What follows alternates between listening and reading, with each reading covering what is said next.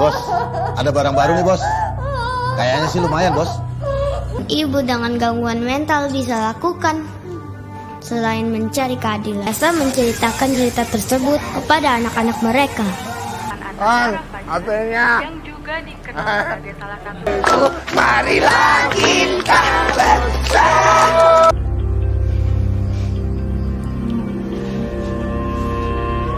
Gembel juga manusia kau.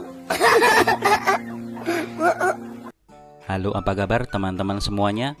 Semoga kalian dalam keadaan baik-baik saja. Hari ini kita akan membahas sebuah film Indonesia berjudul Balada Sepasang Kekasih Gila yang rilis pada tahun 2021. Oke, tanpa berlama-lama, langsung saja kita masuk pada alur ceritanya.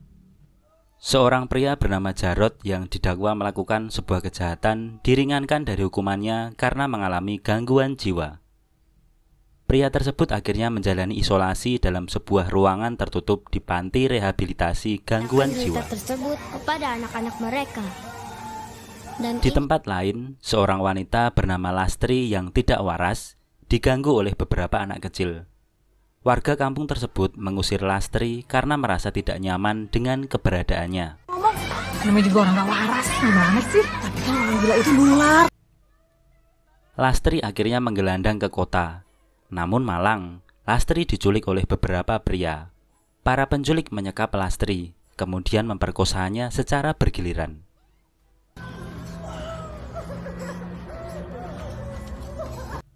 Ketika para pemerkosa mabuk dan tertidur, Lastri berhasil melepaskan diri dari ikatan dan mengikat para penjahat. Lastri lalu memotong burung para pemerkosa dan mencapik mereka satu persatu menggunakan gunting. Tindakan Lastri akhirnya dihentikan oleh warga yang datang ke lokasi penculikan.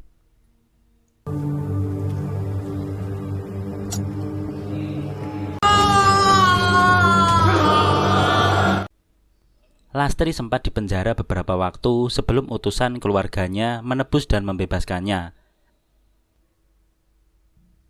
Selepas Jarot dinyatakan sembuh dari kegilaannya, ia menjadi pemulung untuk mencukupi kebutuhannya. Lisa. Siapa Tante Lisa? Dia itu temannya ibu kamu. Jarot kemudian tinggal di lingkungan kumuh dan beralih pekerjaan sebagai pengamen.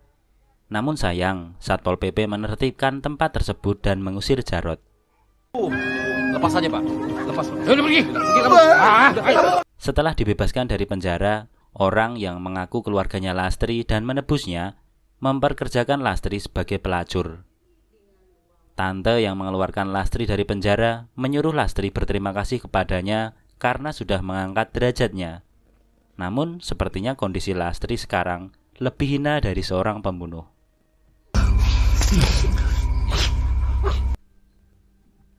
Lastri kemudian mencoba melarikan diri dari Tante Mucikari. Sementara Tante Mucikari bersama anak buahnya mengejar Lastri. Dalam pengejaran itu muncullah Jarot yang melawan anak buah sang mucikari. Jarot lalu menggendong Lastri dan membawanya ke tempat yang aman.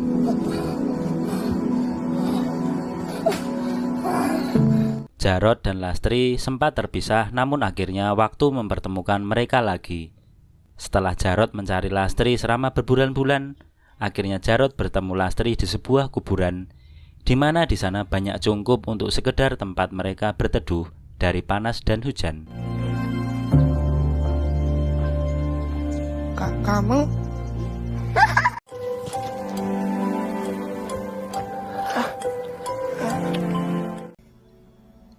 Jarot dan Lastri akhirnya sama-sama mengakui masa lalu mereka yang kelam.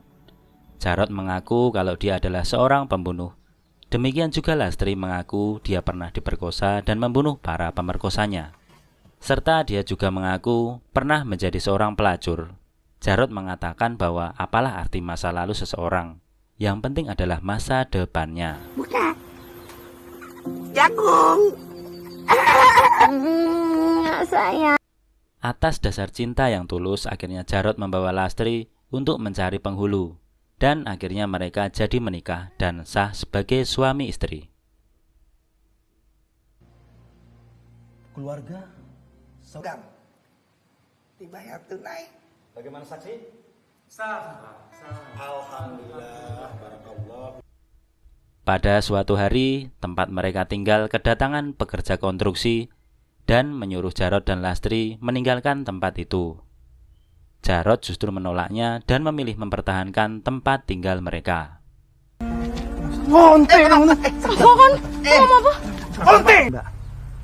Apa maksudnya?